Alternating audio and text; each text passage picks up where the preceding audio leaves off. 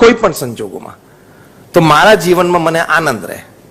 પછી આપણો family members હોય, કોઈ 2-4 ફ્રેન્ડ્સ હોય, 2 વર્કિંગ કલીગ હોય, કોઈ રિલેટિવ હોય, કોઈ નેબર હોય, વોટ એવર, કોઈ તમારા મોર્નિંગ વોક ગ્રુપમાં 1-2 વ્યક્તિ હોય, વોટ એવર, 25 વ્યક્તિઓ લાઈફમાં સિલેક્ટ કરી લેવાની. એ 25 વ્યક્તિ મારે કોઈ પણ સંજોગોમાં મારા જીવનમાં જોઈએ, મારા જીવનનો હિસ્સો છે. પછી એ 25 વ્યક્તિ સાથે બધું કોમ્પ્રોમાઇઝ. એની ભૂલ હોય તો આપણે સોરી કહેવાનું, કારણ કે we want the person in my life. અહીંયા રિલેશન્સ મેન્ટેન થાય. અને એકવાર એ વ્યક્તિને પણ ખબર પડે કે ભૂલ મારી હતી છતાં એને સામેથી મને ફોન કર્યો, ભૂલ મારી હતી છતાં એને ગણકાર્યું નહીં અને મને સ્માઇલ આપી દીધી. પછી જે બંને જણા વચ્ચે બોન્ડિંગ થાય ને, that is a great bonding. Relationships આવી રીતે સ્ટ્રોંગ થાય. સામેવાળી વ્યક્તિની ભૂલને સ્વીકારીને મોટું મન રાખવું. 100માંથી 99 ભૂલ તો એવી હોય છે કે તમે દરગુજર કરી જ શકો છો. એકાદ ભૂલ એવી હોય કે જેમાં તમારે ડિસ્કશન અને ડિસિઝન હોય. બાકી 99 ભૂલ તો ચલાવી લેવાય એવી હોય છે, કારણ કે એ તો હ્યુમન ફેક્ટર છે. આપણે થોડે ભૂલ નથી કરવાના. એટલે ડોન્ટ ડિસ્કસ પીપલ્સ ફોલ્ટ્સ. બાકી બધામાં ફોલ્ટ છે. આપણે શું કહે છે, હું આમ કીધું કે આ આંગળી આમ, તો આપણે 3 કઈ બાજુ છે? આપણી બાજુ છે. તો આપણામાં ફોલ્ટ છે. એટલે ફેમિલી મેમ્બર્સ એ 25 વ્યક્તિઓના ફોલ્ટ નહીં જવાના. એ 25 વ્યક્તિઓ આપણી માટે દેવ સ્વરૂપ જ છે એમ સમજવાની, તો તમને જીવનમાં આનંદ આવશે. તો સેકન્ડ મુદ્દો આ છે, થિંક ડિફરન્ટમાં. આ બહુ જુદી જુદા વિચારો રજૂ કરું છું. It is a different level of thinking and behaviours. કે સંબંધો સુધરી શકે છે. એની માટે એક ફોર્મ્યુલા મેં બનાવી છે. It is called the tech formula, TAAC. T is tolerance, A is acceptance, another A is accommodation or apologies, and C is compromise. આ ફોર્મ્યુલા પર બધાય ચાલવું જ પડે. Tolerance, acceptance, એપોલોજીસ and compromise. હું ખોટું સહન કરું જ નહીં. સાચું હોય ને, મારી ભૂલ હોય ને તો તું મને જેલમાં લાફો મારી દેજે. બાકી મારી ભૂલ નહીં હોય ને તો હું આટલું ખોટું સહન નહીં કરું. આપણો એટીટ્યુડ છે ને, ખોટું એટીટ્યુડ છે. સામે વ્યક્તિ વડીલ હોય, ઝૂકી દેવાનું. તમારા ઘરમાં વડીલ હોય, તમારા સાસુ સસરા હોય, તમને ટોક્યા, જો તમે સામું બોલ્યા, your pharmacy, your CA, your CS, your MBA, your MBBS, everything goes to dustbin. કારણ કે તું ભણ્યો પણ મોટાની મર્યાદા રાખતા શીખ્યો નહીં. સાસુ અને સસરા એકવાર તમને ટોકે, ખોટા હોય ને તો એ મૌન જ રહેવાનું. આ આપણી પારિવારિક અને સામાજિક મર્યાદાઓ છે. અને હા, ખોટું પણ સહન નહીં કરવાનું, પણ 2 દિવસની રાહ જોવાની. 2 દિવસ પછી શાંતિથી બેસવાનું. પપ્પા તમે આ વાત કરતા હતા પણ વાત આમ હતી, મમ્મી તમે આ વાત કરતા હતા પણ વાત આમ હતી. એવું શાંતિથી વાત કરો ને, તો સાસુ સસરાને એમ થાય કે દીકરી સંસ્કારી છે, એના માતા પિતા એને સંસ્કાર આપ્યા છે, એને ભણાવી પણ ગણાવી છે, સંસ્કાર આપ્યા છે. પણ સાસુ સસરા સામે તમે હાથ લાંબો કર્યો, બોલ્યા, all your academics goes in dustbin, your MBA gold medal goes in dustbin. કચરો થઈ ગયો. આ think different when it comes to સંબંધો સુધરી શકે છે. બોલાય જ નહીં વડીલની સામે. આ તો મેં એક મુદ્દાની વાત કરી, આપણી પારિવારિક અને સામાજિક મર્યાદાઓ છે, તો જ સિસ્ટમ મેન્ટેન થશે ને. અને આપણે આપણી દીકરીને વળાવીએ ત્યારે સલાહ શું આપીએ છીએ? પહેલી, બેટા જરાય ચિંતા ના કરીશ, ફોન કરી દેજે, અમે લોકો અડધો કલાકમાં આવી જશું. અને એની માં રોજ દીકરીને ફોન કરે, અડધો કલાક સાંજે કે સવારે, બપોરે, જ્યારે. અમેરિકામાં 300 ડિવોર્સ લોયર્સની મીટિંગ થયેલી. કયા લોયર્સ હતા? જેની એક્સપર્ટાઇઝ શેમાં હતી? છૂટા પાડવામાં, ડિવોર્સની. અને all of them were multi millionaires. ખબર પડી ને? એ લોકોની 3 દિવસની કોન્ફરન્સ થઈ. કોન્ફરન્સ પછી એ લોકોએ કન્ક્લુઝન પેપર તૈયાર કર્યું. એમાં મુખ્ય મુદ્દો હતો કે what are the principal reasons of divorce among young couples. 25, 28, 30, 35 વર્ષના કપલ્સ હોય, એમાં ડિવોર્સનું મુખ્ય કારણ શું છે? 5 કારણો લખ્યા હતા. આ બધા બેઠા હતા, વર્ષોના અનુભવ, બધાએ 200, 500, 1000 કેસ લડેલા હતા. 5 રીઝનમાંથી એક રીઝન લખ્યું, over involvement of daughter's mother into Har in-lose house.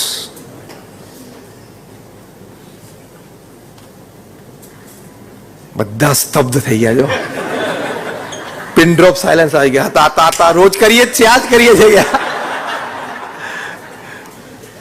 One of the, કારણ કે ત્યાં પછી શંકા કુશંકાઓ શરૂ થાય છે.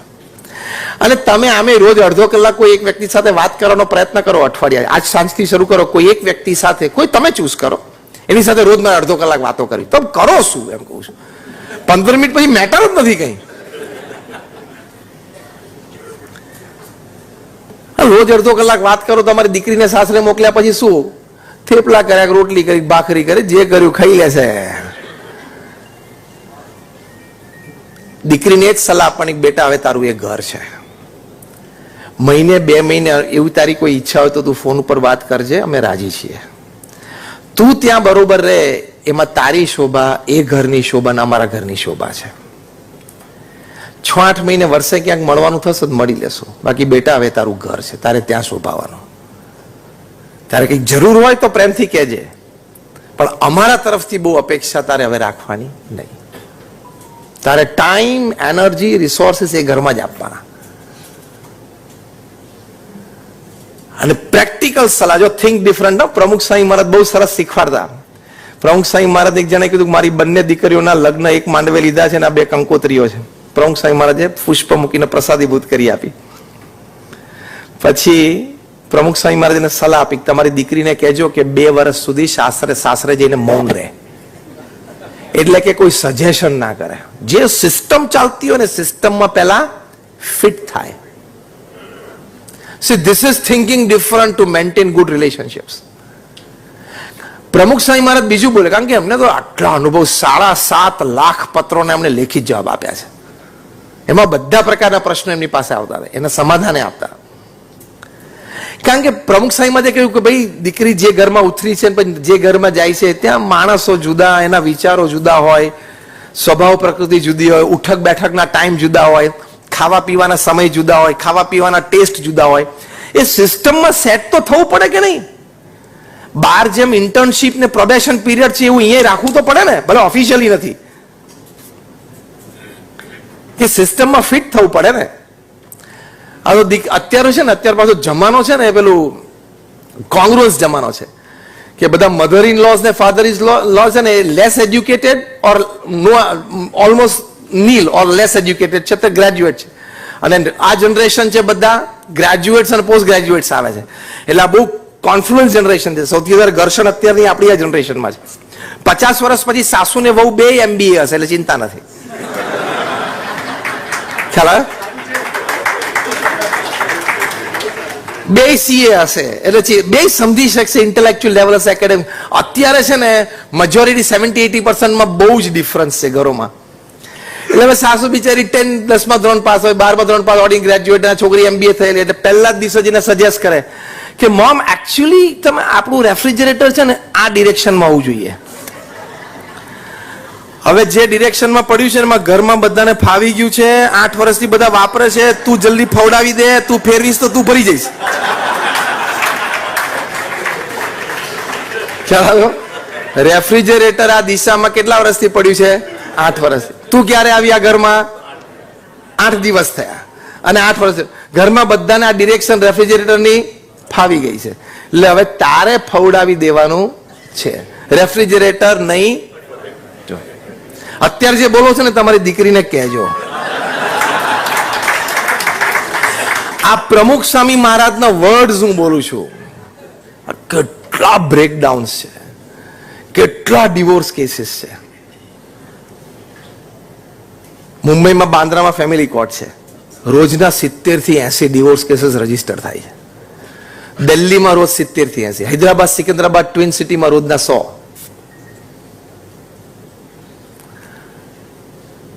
અમુક તો કલાકોમાં ડિવોર્સ થાય છે. બોલો, હજી મેરેજ થયા ને 8મા કલાકે ડિવોર્સ માટેનું રજીસ્ટ્રેશન, રેકોર્ડ.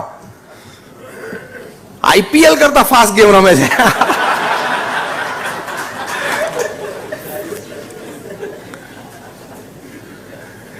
બાંદ્રામાં આપણે અહીંયા ફેમિલી કોર્ટમાં જે ડિવોર્સ માટે કેસીસ રજીસ્ટર થાય છે ને, એમાંથી 5% કેસ તો અબાઉ ધ એજ ઓફ 60 ના છે. એટલે 30-35 વર્ષ ચાલી ગયું અથવા ચલાવી લીધું, વોટ એવર. હવે 10-15 છે, અમે 75 એક વિકેટ પડવાની છે બેમાંથી. ચલાવી લે 10-15, પણ નથી ચાલતો. તો બાંદ્રાની ફેમિલી કોર્ટમાં જે આ 5% કેસીસ ડિવોર્સના અબાઉ ધ એજ ઓફ 60 થાય છે, એની ઉપર વકીલોએ રિસર્ચ કરી કે આમાં કારણો શું છે. ફની કારણ, હા. પહેલું કારણ, suddenly my spouse has lost the sense of dressing. એટલે 60 વર્ષે જબ્બો લેંગામ બધું આવી જાય. કેવું 63 વર્ષે બધું આવી જાય. લો, હવે 60 વર્ષે સેન્સ ઓફ ડ્રેસિંગ જોવાની હોય 35 વર્ષના લગ્ન પછી. ડિવોર્સનું કારણ છે અબાઉ ધ એજ ઓફ 60. બીજું કારણ એ તમને એનાથી પણ ફની લાગશે, the temperature of AC and speed of fan in bedroom. એકને પંખો 2 ઉપર ફાવતો હોય ને એકને 5 ઉપર ફાવતો હોય, તો બંને પ્રેક્ટિસ કરીને 4 ઉપર આવી જવું જોઈએ. ટેમ્પરેચર કોકને રાત્રે સુધી 20-22 જોઈએ, કોકને 24-25 જોઈએ, તો બંને 22 ઉપર સેટલ કરી લેવાનું. અને ના થાય તો એક રજાઈ, એનાથી ના પતે તો પલંગની. સજેશન ઘણા બધા છે, પણ આવા this are the real reasons. આપણે મુદ્દો શું ચર્ચી રહ્યા છે? સંબંધો સુધરી શકે છે. આ બધી વાત ઉપર આપણે વિચાર કરવો પડે. હવે તમે ઘરે આવ્યા અને તમારા વાઈફે તમને સરપ્રાઈઝ આપી કે જો આપણે કર્ટેન્સ બદલી નાખ્યા. હવે ધારો કે કલર તમને ના ગમતો હોય, તો તમારે રિસ્પોન્સ શું આપવાનો છે? અહીંયા બોલો છો ત્યાં બોલજો. તમારે કહેવાનું ફાઇન, સુપર, એક્સિલન્ટ. ટૂંકમાં જેટલા સિનોનિમ્સ આવડતા હોય ને સમાનાર્થી બધા બોલી જ નાખવા. કારણ શું? Now I am coming to something very serious. Listen carefully. Reason is, પહેલું, તમારે કઈ આખી જિંદગી પડદાની સામે બેસીને કાઢવાની નથી. એમ રાઈટ ઓર રોંગ? બરોબર. અને within the 4 walls of the house તમારે ઓથોરિટી ડેલિગેટ કરી જ દેવાની. સુખી રહેવું હોય તો ધીસ ઇઝ થિંગ ડિફરન્ટ. પડદાનો કલર સહેજ લાઇટ હોત, સહેજ લાઇટમાં એનું મન તૂટ્યું એટલે ચા અને શાકના ટેસ્ટમાં ફેરફાર થશે જ. I'm joking, it's not going to happen, but I'm joking. What I mean to say is, આવી નાની વાતમાં સંબંધોમાં ઘા વાગે. જો આમાં તૂટી નથી જવાનો સંબંધ, પણ થોડીક ઉણપ, ઓછપ તો આવવાની છે કે આટલું મેં મહેનત કરી અને 10 દિવસથી મેં કલર સિલેક્શન માટે આટલી મહેનત કરી, રોજ બપોરે 2-4 કલાક શોરૂમમાં અહીં ગયા પછી આ કલર સિલેક્ટ કર્યો ને. સેન્સ ઓફ એપ્રિસિએશન રાખવાનું. Sense of appreciation. નાની વાત હોય ને, ગ્રેટ. એ બાબતે આ પશ્ચિમના જગતમાંથી ખરેખર શીખવા જેવું છે. અમેરિકા અને ઇંગ્લેન્ડમાંથી if a kid or even a person, a small thing done good and right is appreciated. નાનો બાળક કંઈક નાની સારી વાત કરે ને તો ફાધર એને પાર્ટી આપે અને આપણે ટેકન ફોર ગ્રાન્ટેડ. એટલે સંબંધો સુધરી શકે છે. એટલે ટેક ફોર, થોડું ટોલરેટ કરી લેવું, થોડું એક્સેપ્ટ કરી લેવાનું. એક્સેપ્ટન્સમાં આ કે હવે તમે જે વ્યક્તિઓ તમારા જીવનમાં છે એમાં હવે વ્યક્તિઓમાં બદલાવ આવવાનો નથી. એના નેચરમાં કદાચ ચેન્જ આવી શકે, પણ વ્યક્તિ તો એની જ રહેવાની છે. એટલે એમાં કંઈ બદલાવ આવવાનો નથી. Except your family, except the people at your working place fully. Your working place people is your second family. Got it? તમારી ઓફિસમાં જે તમારી સાથે કામ કરે છે તમારું સેકન્ડ ફેમિલી છે. બસ એ કોન્સેપ્ટ રાખો તો તમને કોઈ દિવસ સંબંધો બગડવાની શક્યતા ઓછી, ને સંબંધો બગડેલા હોય તો સુધરી શકે છે. ત્રીજી વસ્તુ, સરળતાથી અહમ કરતા વધારે સારું કામ થાય છે. સરળતા રાખવાથી અહમ કરતા વધારે સારું કામ થાય છે. આ ત્રીજું થિંક ડિફરન્ટ. લોકોને શું હોય છે? If I show my attitude I can work. મેં 500 થી પણ વધારે જીવન ચરિત્રો વાંચ્યા છે, from Nelson Mandela to Abraham Lincoln to George Washington to Pramukh Swami to Sachin Tendulkar, everybody. એ લોકોના જીવનમાં એક સદગુણ હતો બધાના, કે don't show your attitude, be humble and straight forward, you will work better than the work produce by your ego attitude. કારણ કે લોકોને તમારી પાસે આવું ગમશે. સચિન લગભગ 10 થી 12 વખત 90s માં આઉટ થયા છે, 93, 97, 98 ઉપર, 99માં. એમાંથી એનાલિસિસ એવું કહે છે કે 4 થી 5 વખત એમને ખોટો આઉટ આપવામાં આવેલો. એમાં એક વેસ્ટ ઇન્ડિઝના અમ્પાયર હતા, હું નામ નથી આપતો કારણ કે હજી અમ્પાયરિંગ કરે છે. એને સચિન પ્રત્યે ગ્રજ હતો જ, અને સચિન 90s માં હોય ને એટલે એ રાત જોતા હોય કે બોલર કોઈક એલબીડબ્લ્યુ ની અપીલ કરે અથવા કોટ બીઆઈ ની અપીલ કરે એટલે આંગળી ઊંચી કરી જ દેવાની. એની એક સ્પેશિયલ વિડીયો તૈયાર થઈ છે. એક પણ વખત આંગળી ઊંચી થઈ અમ્પાયરની, સચિન અમ્પાયરની સામે જોયું નથી, આંખથી કીધું નથી કે યુ આર રોંગ. આંગળી ઊંચી જોઈ, મસ્તક નીચે રાખી, ગોળ ફરી અને પેવેલિયન બાજુ ચાલવા જ માંડવાનું. Dignity of the field, dignity of the sport, dignity of the umpire who is the principal decision maker on the field. તો આજે સચિનની ડિગ્નિટી જુદા લેવલની છે ને. આખી દુનિયા પડાપડી કરે છે કે અમારા બ્રાન્ડ એમ્બેસેડર બને છે કે નહીં. અને આ વખતના ઇલેક્શન્સ લોકસભા 2024માં ECI, ઇલેક્શન કમિશન ઓફ ઇન્ડિયાએ એક ચહેરો, એક બ્રાન્ડ એમ્બેસેડર બનાવ્યો, અને ધેટ ઇઝ સચિન તેંડુલકર. આ કોઈ સામાન્ય વાત ન કહેવાય. તમે કોઈ કોર્પોરેટના બ્રાન્ડ એમ્બેસેડર મળો, તમને 10, 12, 15 કરોડ આપી દે વર્ષે, ને તમે આમ એની પ્રોડક્ટ લઈને ઉભા રહી જાય, જુદું. અને વર્લ્ડ્સ લાર્જેસ્ટ ડેમોક્રેસી, એનું ઇલેક્શન કમિશન તમને બ્રાન્ડ એમ્બેસેડર બનાવે, એ તમારી આખી લાઈફની ક્રેડિટ જોતા હોય, ખબર છે એ સામે. બાકી બધા પ્રોડક્ટ લઈને ઉભા રહેવામાં આટલું જ જોવાતું હોય. એક ફેસ વેલ્યુ, બે રીતે, physical face value and society face value. Physical એટલે સારો હેન્ડસમ દેખાવો જોઈએ, અને સોસાયટી એટલે પ્રચલિત હોવો જોઈએ. આમાં આ બ્રાન્ડ એમ્બેસેડરમાં આ બે ના ચાલે. એમાં different kind of a face value, creditable face value. એટલે સરળતા અને સહજતાથી જીવનમાં વધારે સારા કામ થાય છે. પ્રમુખ સ્વામી મહારાજે દિલ્હીમાં અક્ષરધામ બનાવ્યું, યમુના નદીના કિનારે 110 એકર ઉપર. ગિનિસ બુક ઓફ વર્લ્ડ રેકોર્ડ્સમાં અત્યારે લખાણું છે, it is the largest conventional Hindu મંદિર ઓફ ધ વર્લ્ડ. હવે રોબિન્સવિલ જે અમે અક્ષરધામ ત્યાં બનાવ્યું અમેરિકામાં, એનું નામ આવી જશે એની જગ્યાએ. એ બન્યું પછી ડોક્ટર સુબ્રમણ્યમ, જેને પ્રમુખ સ્વામી મહારાજનું બાયપાસ ઓપરેશન કરેલું, એમને પ્રમુખ સ્વામી મહારાજને પૂછ્યું, ના what is your next project? કારણ કે આ સ્કેલ, આ સાઇઝ, આજે 2005માં આજથી 20 વર્ષ પહેલા દિલ્હીમાં 110 એકર ઉપર પ્રોજેક્ટ કરવો એટલે શું? આજથી આ વાક્યથી ઘણું સમજી શકો છો ને. આજથી 20 વર્ષ પહેલા દિલ્હીમાં 110 એકરનો પ્રોજેક્ટ, અગેન પેલો વર્ડ તો લાગુ પડે છે, નોન રેસિડેન્શિયલ, નોન કોમર્શિયલ, અને પાછું પથ્થરનું બાંધકામ, RCC નું નહીં, અને 5 વર્ષમાં પ્રોજેક્ટ પૂરો કરવાનો, અને દુનિયામાં બેંગ વાગે એવો પ્રોજેક્ટ કરવાનો. અને એ પ્રમુખ સ્વામી મહારાજે 2000ની સાલમાં સ્ટાર્ટ કર્યો ત્યારે એમની ઉંમર 80 વર્ષની હતી, 2005માં પૂરો કર્યો ત્યારે એમની ઉંમર 85 વર્ષની હતી. At the age of 80 he started this project. At the age of 85 he completed.